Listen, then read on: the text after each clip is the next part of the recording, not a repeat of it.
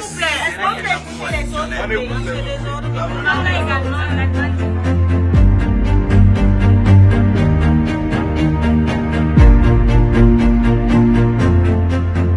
Alors tout le monde, n'est-ce pas, aujourd'hui, croit comprendre les relations internationales. Tout le monde a un avis sur la crise dans tel pays, le conflit dans tel autre. Mais les relations internationales obéissent aussi à des règles. Elles ont une histoire.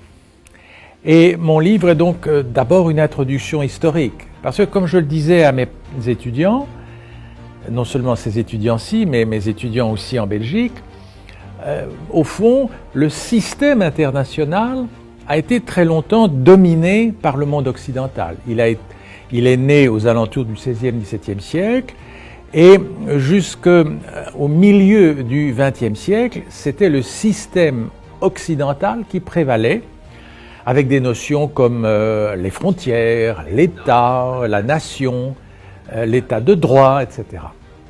Il faut maîtriser ces éléments. Aujourd'hui, les choses sont différentes et mon livre contient aussi une réflexion, une introduction, si vous voulez, à une question essentielle qui est la mondialisation. Aujourd'hui, vous ne pouvez pas penser les relations internationales sans penser les sujets transversaux, le changement climatique, l'émigration, le terrorisme, etc. Donc il faut essayer d'intégrer tout ça et ainsi se former à cette belle science des relations internationales. Quand je suis entré dans la diplomatie, le monde était différent, il était bipolaire. Et la grammaire des relations internationales était au fond plus simple. Aujourd'hui, les alliances sont beaucoup plus fragiles et dès lors, le travail du diplomate est plus compliqué. Qui sont mes amis, qui ne le sont pas, les choses peuvent fluctuer selon une négociation ou l'autre. Mais peut-être que ça rend au fond le métier de diplomate d'autant plus intéressant. Je crois que la francophonie, qui est quand même essentiellement africaine, n'est-ce pas, doit pouvoir développer de plus grandes synergies, un partage d'expériences entre les quelques pays du Nord, dont le mien, et les pays africains. C'est un peu ce que je fais ici d'ailleurs, mais ça devrait être développé. Moi, je pense qu'il faut d'abord leur donner une solide formation théorique.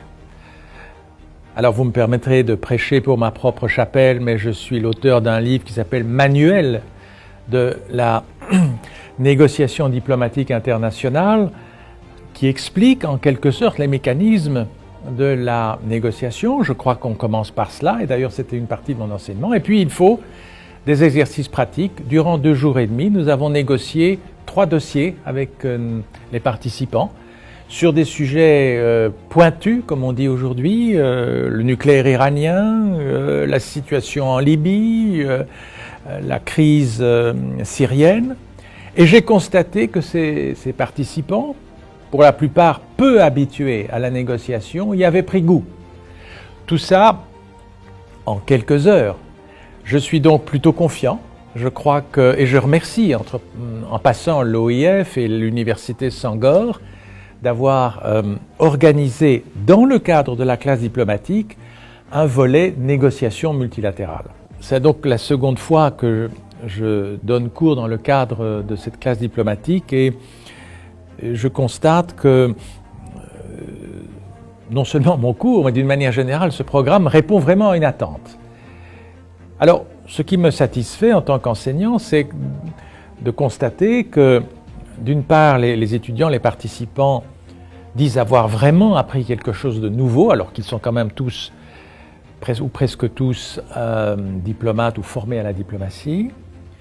Que j'ai même entendu aujourd'hui, et ça m'a fait très plaisir, un des participants suggérer que les uns et les autres, de retour dans leurs capitales respectives, puissent aller voir comment fonctionne la direction ou la sous-direction des affaires multilatérales. Et viennent même avec des suggestions pour améliorer ce fonctionnement. J'ai fait quelques suggestions moi-même. Donc vous voyez, on n'est pas seulement dans le théorique là, on est déjà dans l'opérationnel. Et pour moi, ça c'est quand même une preuve de succès. Raoul Delcorde, je suis ambassadeur honoraire de Belgique après avoir effectué une carrière de 35 années dans la diplomatie, mais titulaire également d'un doctorat en sciences politiques et donc depuis déjà pas mal d'années professeur de relations internationales à l'Université de Louvain et dans d'autres universités.